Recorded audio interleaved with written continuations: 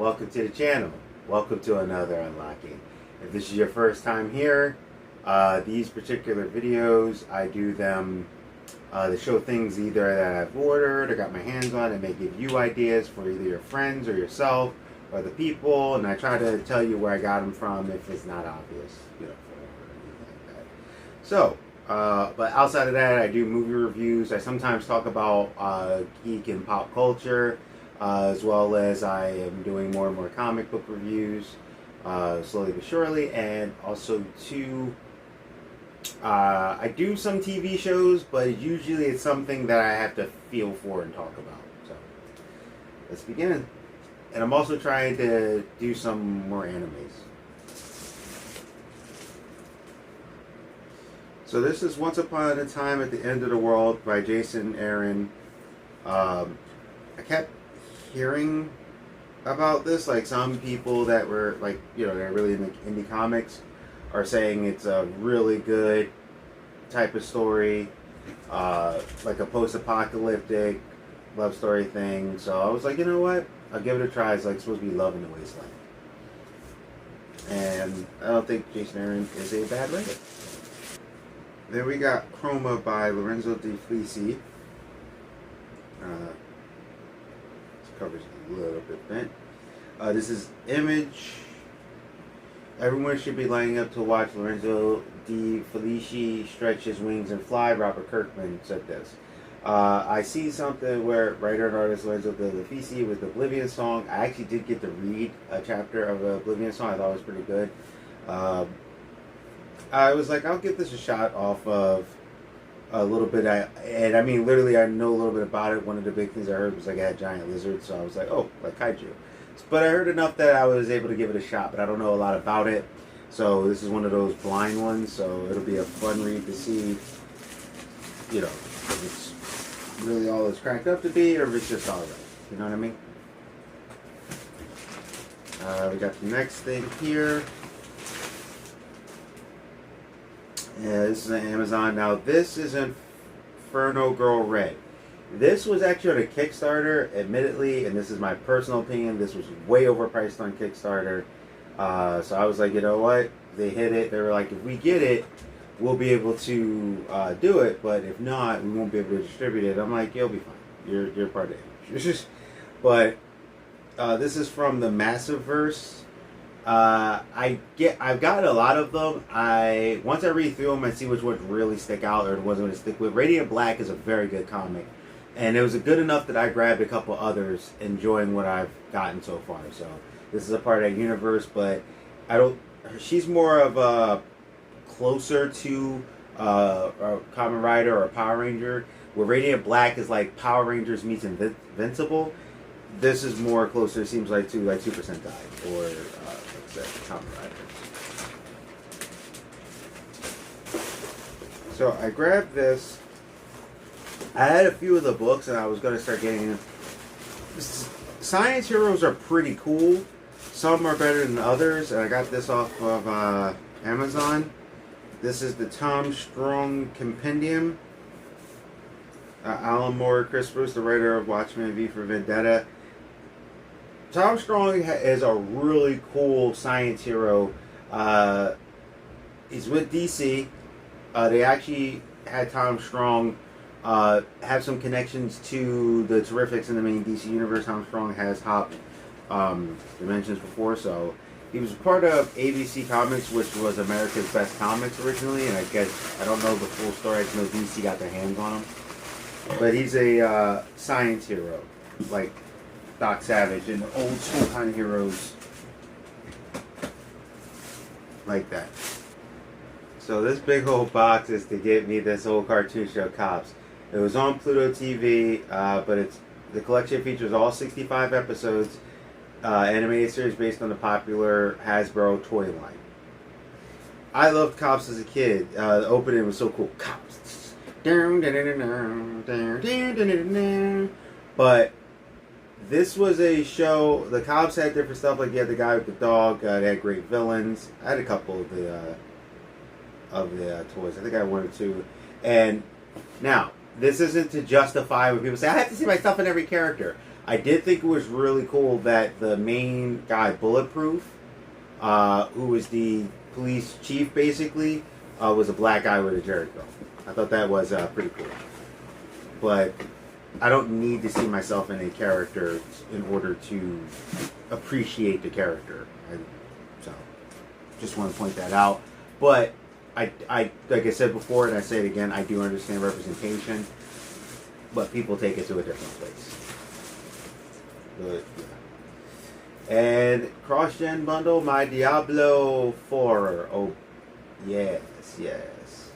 So that's one I'm going to start playing. I've been working on the house, but my peoples have already started. I got my game kind of late. A little agitated, actually, about that. But I have to start playing. My other friend, she's trying to get on. So I have my friend and his fiance playing. Then we found out another guy's playing. Then I found out 2 more of my friends got the game. We didn't even know. It just happened to be, he sent me a text by accident. And I was like, because he thought I wasn't playing, because I haven't really been playing video games like that. I have to be in the mood. And I have a lot of video games I haven't finished yet. But Diablo, I was like, this looks kind of fun. So, you know, and some of my friends some of us live really far away from each other. And it's not always easy to get to each other. And you can play on cross-platform, so. Very cool. We're just waiting on her, and my other friend said he might do it too, so it'll become a buddy affair, you know? I like that. Just got a couple more here. Oh, let's see, where's my point? So this is Apex Cybernetic Samurai Owl Lunar Eclipse 2. Comes with a really cool coin. Out of this franchise, because you have to do it within like the first 48 hours. I only missed 1 coin. I missed it by 2 hours.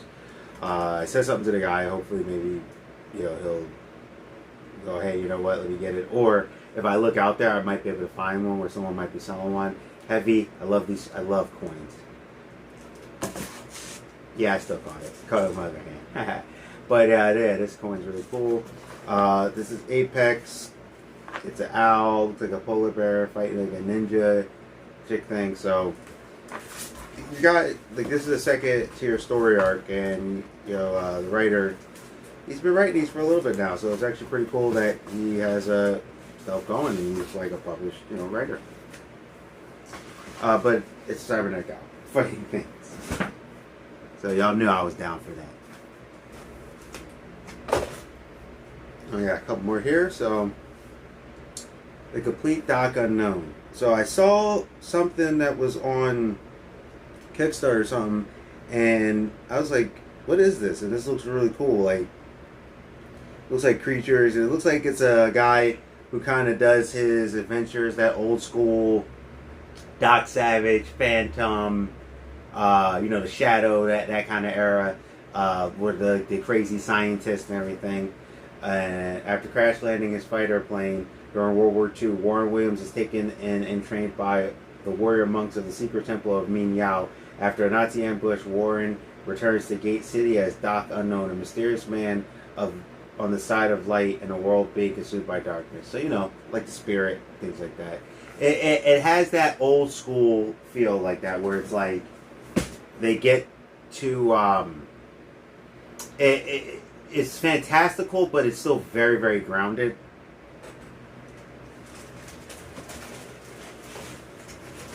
And I thought I would just share these because these are some of the comic titles I get right now. I have a bag of board for them myself after I've been reading. So I didn't get the other Hulk, which is the new one, which is weird, but I got the Planet Hulk World Breaker. And I'll probably have to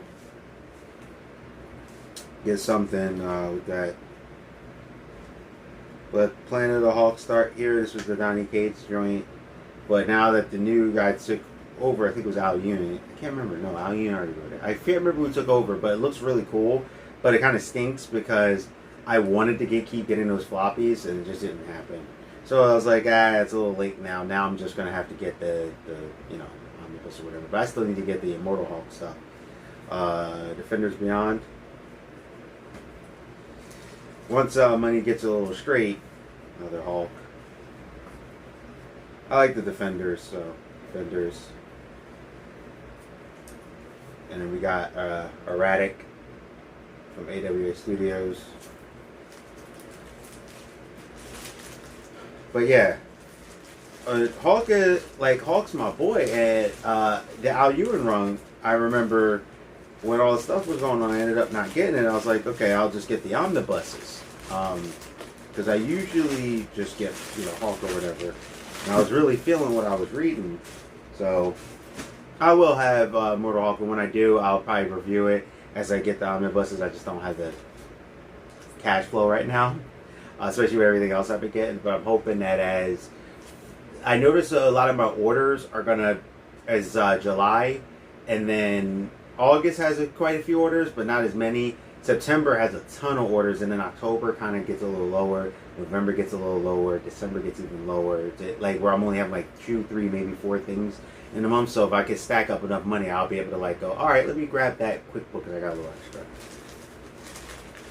So that way I'll hopefully get the Hulk and stuff. And Han Solo and Chewbacca, but these are Doc Aphra. This is the main Star Wars title that I actually get. The only Star Wars title I've ever gotten consistently. I love Doc Aphra. Planet Hulk, World Breakers. And then we got Tiger Division #1. I actually just picked that up to read it. I ended up buying it. Nightclub Mark Miller. These are actually things I bought.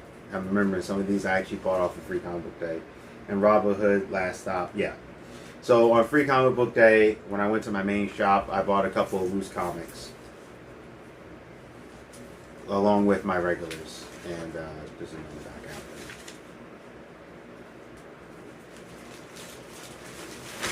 So yeah. But that's pretty much everything for this pile. So I'm going to see you in the next one. I got a few more things left. I got, I think, about 2 totes worth of some books and stuff, so we should be able to get through. But till then, keep protagonists. You stay safe, you stay healthy, you stay real.